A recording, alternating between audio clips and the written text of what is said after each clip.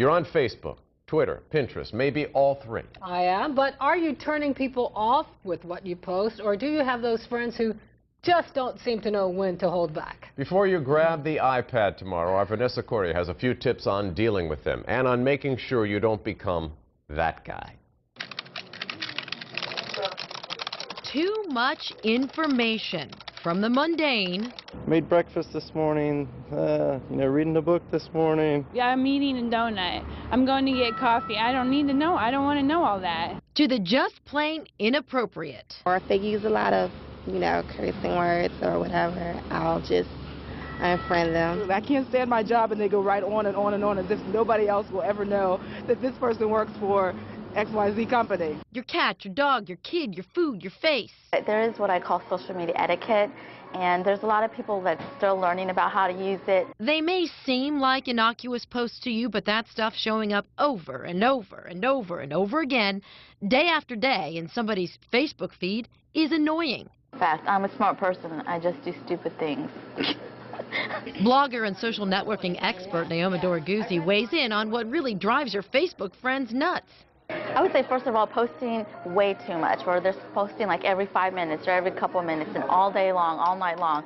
Makes you kind of wonder, what are you really doing? Or do you have a life? Do you work even? Because they're on Facebook or on Twitter all day long. Some of these no-nos are among the 20 things your most annoying friends do on Facebook, a list compiled by the social media folks at Mashable.com. Like the new mommy poo-poo posts, vague booking, like wondering if it's all worth it.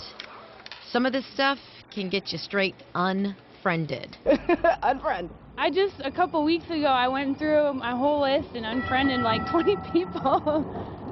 Because it was driving you crazy. Yes, it felt good. But you don't have to go that far. There are other ways you can take people out of your news feed.